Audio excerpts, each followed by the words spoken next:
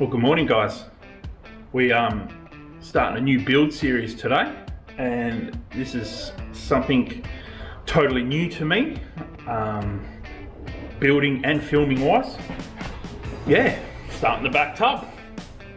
Just down here at Scotty's workshop, and he's offered to lend me a hand, which was very kind. I've had a couple of days off work, so what better time to start the build than now? Yeah, so our goal today, well, today and over the weekend, or however long it takes, it's probably never going to be finished, is mount the drawer. Just got a single Ironman drawer that I've modified. I've got a new slide out pantry to go in, and we're going to make a fridge box, which is going to enclose sort of into the wing area. So I'm going to have like a bit of a charging station up there. And yeah, sort of just like a rolling plan as we go. Our my trusty co-sider, my name is Geoff. He drew me a map or a plan with some measurements. So how can we go wrong with this? And if it all fails, then I'll just blame Geoff. That's how we how I'm gonna make it anyway. So yeah, I'll show you what we're doing when we're doing stuff. But yeah, next step we're going to try and do is I'm going to cut out a base, and to be honest, guys, I don't have a clue what I'm doing, but I think I've got some good people to guide me, and we'll see how we go.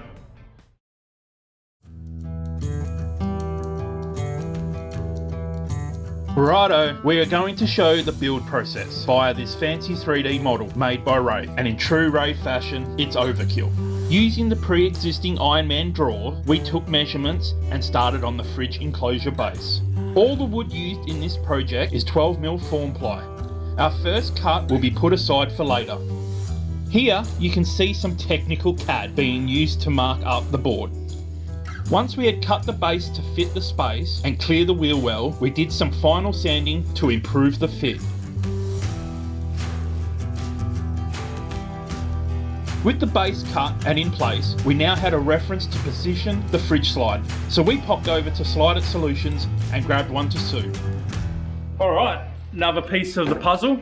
We've just picked up the fridge slide, and I put it out on Instagram and my Facebook last night about recommendations for slides and what I should use, and a lot of people recommended the Slide It Solutions, and that's what I've gone with. The Slide It Solutions heavy duty with, I think the thing that got me over the line with this one is I run a Mike Coolman fridge, and these slides, they interact with all different fridges because he makes adapter plates, and the adapter plates, and it slides in the rails, so you don't have to use tie downs, and they just clicks in and beautiful. And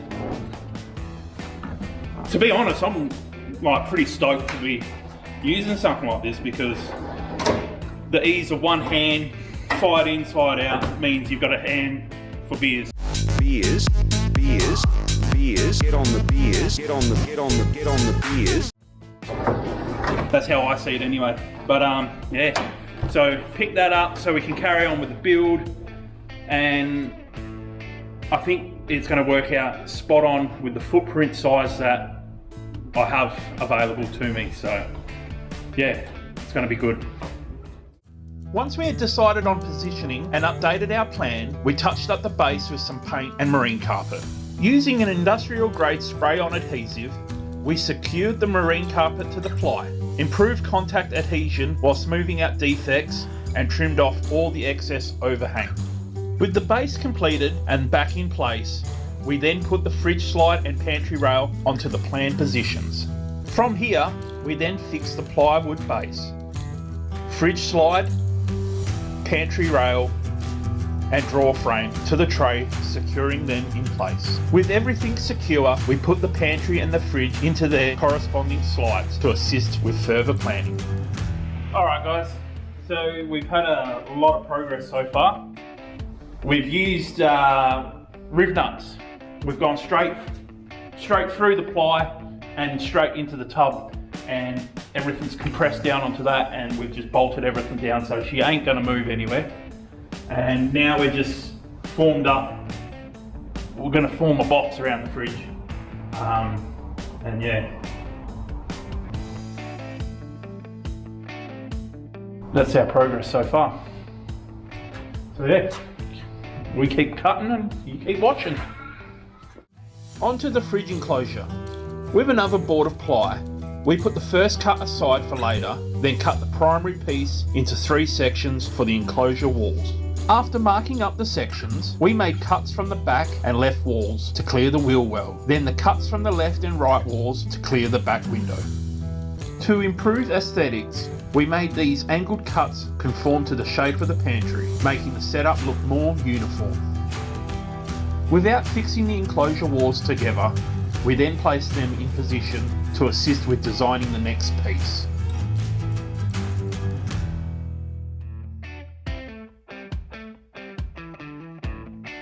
Alright, morning guys. Switch of the camera today. I am on my phone because I have left the camera at home. Now that is a total rookie mistake, but I'll give you a wrap up of what we done on day 1 because we're day 2 today. I'll show you in the back of the car. In the back of the car we managed to get the drawer mounted, pantry mounted, fridge mounted, knocked up the panels for around the box, and now this delightful human being is measuring up for the new top to go on the drawer. We've got a little spot behind the back of the pantry that we're going to make for the battery box to sit in. Yeah, so oh look at that, we've got flash tools here today. All right, we're going to get stuck into it, try and get some of this smashed out, and yeah, we'll see how we go.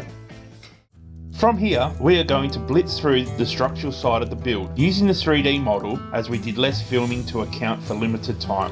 Now, onto the top of the drawer area. First, we knocked up 2 sets of brackets and fixed them to each side of the drawer frame.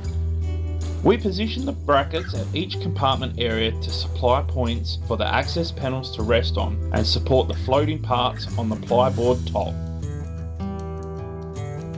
With the brackets in place, we put the drawer back in its frame and moved on to cutting the next sheet of ply.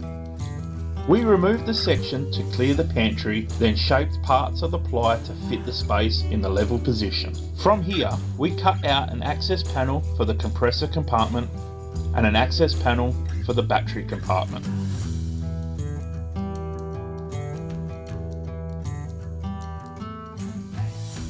Once we had all the primary structural pieces in place, we confirmed all was correct before proceeding with touch-ups and fixings. Starting with touch-ups, we applied some paint and marine carpet to the fridge enclosure walls, drawer top and compartment panels.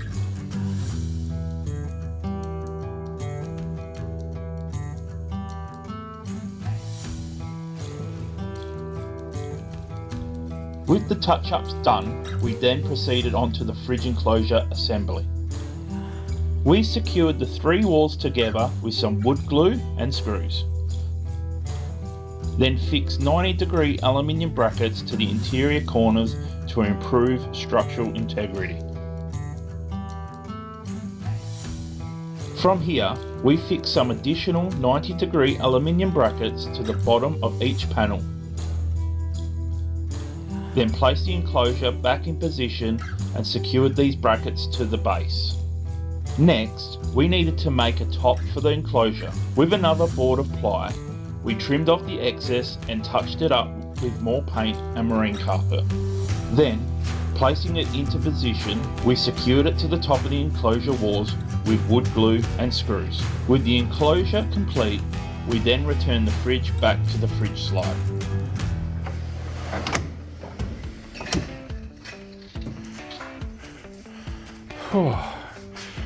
Thank you, brother. Anytime, mate. Bit more work, and we're gonna get there. Awesome.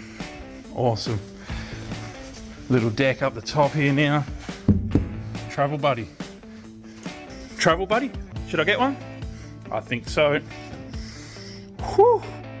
Love it. Getting back into it, we're on the home stretch here. Using one of the pieces of ply we put aside earlier, we removed the excess, then divided it into two, keeping the left piece for later. Then, with the other piece, we further divided it into two and shaped it to fit the planned position. After touching up the pieces, we joined them together with some wood glue and screws.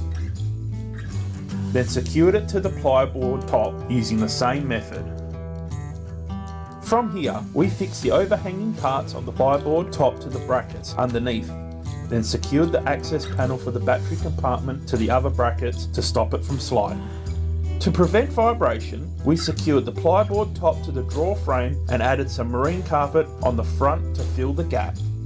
To improve aesthetics and protect the plyboard edges, we added some black aluminium angles to the front of the top boards. Now, onto the lid for the area behind the fridge enclosure. Using the piece we put aside a minute ago, we applied some paint, then secured it to the rear wall of the tray and connecting enclosure wall. With only the left and back edges to support the lid, we fixed a 90-degree aluminium bracket to the length of the right side. From here, we retrieved the remaining pieces of ply from earlier, cut off the excess and separated it into two equal-sized panels. On the front panel, we routed out a section, then applied paint and marine carpet to both panels and installed a ring pull handle in the routed spot. Placing the two panels together, we joined them with a set of hinges and placed the assembled lid into position. Once in place, we fixed the enclosure wall to the lid with another set of hinges, completing the rear enclosure area. This area will house the electrical wiring for the build and double as an enclosed storage space which can be accessed via the bifold lid as shown. One thing to note is, in the footage you will notice a single panel like this instead of the bifold lid. It was made just after filming but still wanted to include it in this video. Phew! And that's it for the structural side of the build. Next up, I'll be heading to Geoff's place to do the electrical side.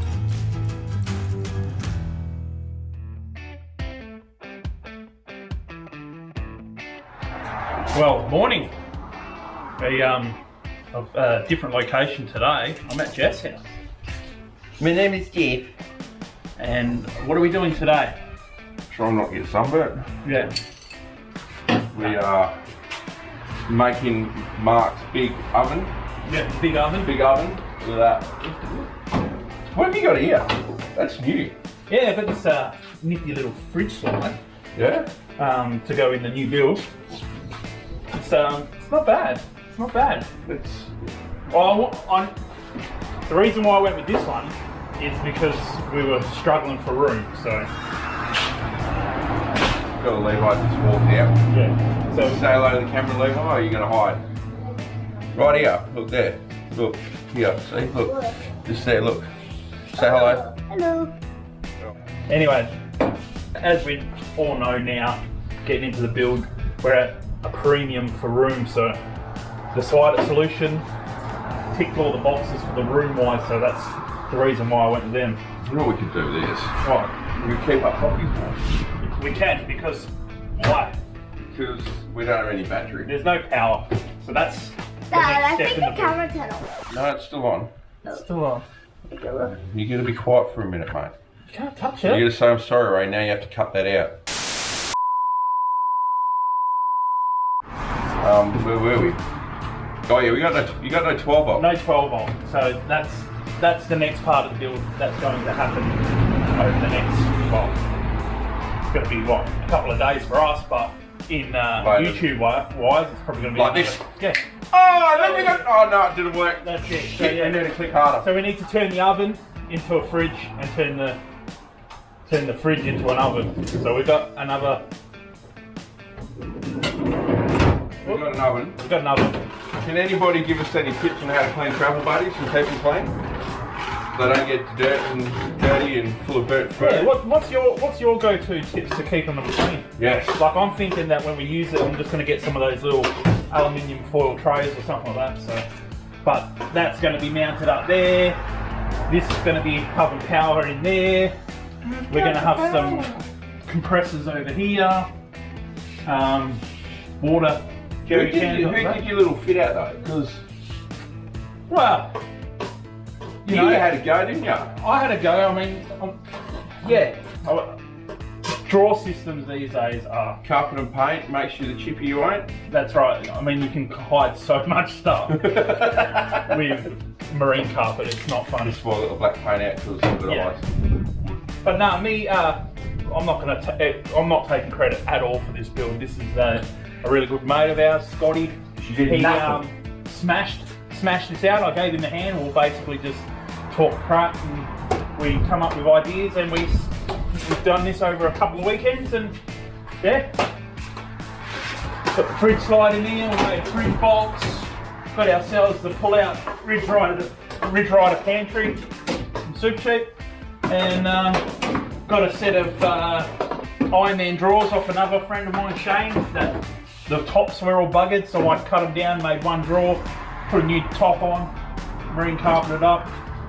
Looks like $1 million, so yeah. Alright. It's the alley angle as well. Oh, and the alley angle. Yeah. Bunnings. Sweet. Let's get into it. Let's get started. Not here to put socks on centipedes. That's it. Cheers. Alright. Let's get stuck into the electrical side of things. Again, we'll be using Ray's 3D model to help show the process. Our first task was to set up and install the charging station. Here, we are using an Adventure King's 12-volt control box. The control box comes pre-assembled and wired with the following features: an easy to access fuse holder for the switches, plugs and sockets, 5 16 amp rated pre-wired rocker switches, a digital voltage indicator, 3 20 amp rated SIG sockets, a double USB socket with 1 amp and 2.1 amp connections, dual 50 amp rated Anderson connections, and a space designed for the installation of a DC-DC charger sold separately. For this build, we opted to use the 1240D core BC-DC charger from Red Arc Electronics. Next, we drilled a hole in the bottom of the control box and added a rubber grommet, as this hole is where the cable from the enclosed storage area will feed into. We needed to add some holes to the fridge enclosure to run the cables through. To avoid looking like idiots, we first removed the fridge from its enclosure before drilling. We then cut a hole in the back of the panel and a hole in the top of the panel of the fridge enclosure. Once done, we put the control box into position, then mounted it to the enclosure top and fixed the front panel back in place.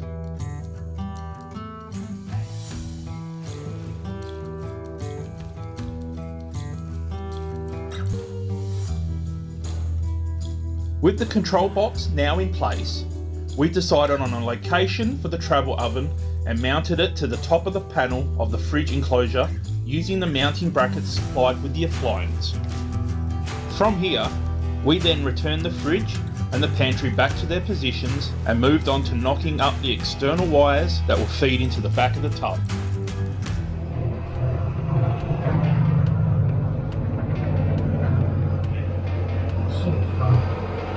Hey Geoff, why is there an engine? Because I drive on patrol. That's going to be a turbo TB45. Keep all the ashtrays when they go uppa happy. Burn lots of petrol, go through tyre motor. Bad life choices.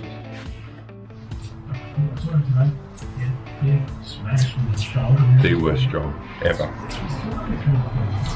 So just because it's for mates doesn't mean you put any less effort in, eh? I don't get paid with ramen noodles and eggs because I'm a That's bobo. Can't say. Sorry, I get paid with ramen noodles and eggs, powdered eggs, because I'm Povo. Povo life. Once we had made the cables for the solar panel and main battery feeds, our next step was to install the solar panel. For this build, we used a 110 watt fixed solar panel and mounting kit from Adventure Kings. The mounting kit came with 4 brackets, which we fixed to the solar panel, then mounted to the roof rack. From here, we ran the cables to an existing cable grommet located on the back of the tub. Geoff's next task was to feed these cables into the tub interior using a cable snake. According to Geoff, this should have been an easy 5-minute task, but 5 minutes turned into 10 minutes, which eventually turned into 15 minutes. And after about 20 minutes of fighting with the cable snake, he finally snapped and suddenly walked away. At the time, I didn't have a clue what just happened, so I was like, I don't know. But after a short break, we tackled it again and eventually managed to feed through the positive and negative from the solar panel, positive from the main battery, and earth from the chassis. With the ends of the cables insulated, we taped them together and put them aside, as we will continue the wiring tomorrow. But before we go calling it a day, we decided to get one last thing done and mount the air compressor. Here, we have a Mean Mother Maxi 4x4 air compressor. Once positioned in the compressor compartment, we then fixed it directly onto the tray using riv nuts. Now, with a day's work finished, it was time to go grab that well-earned beer. Hey Mark, do you want to see the best thing about having a cold brew? What's that?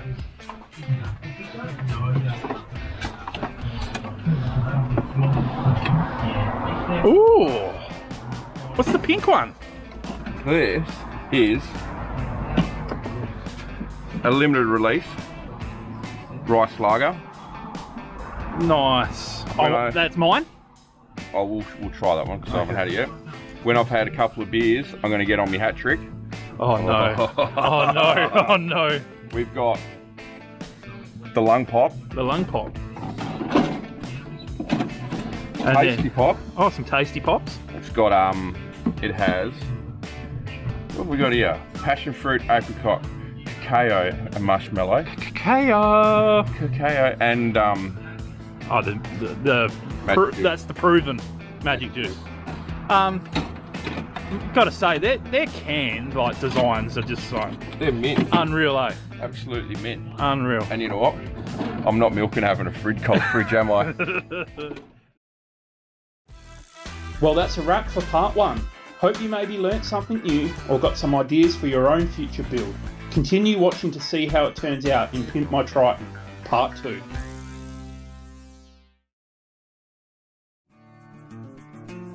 Acetone 4x4 is supported by Razor Mechanical Services, JM 4x4 Suspension, and Slided Solutions.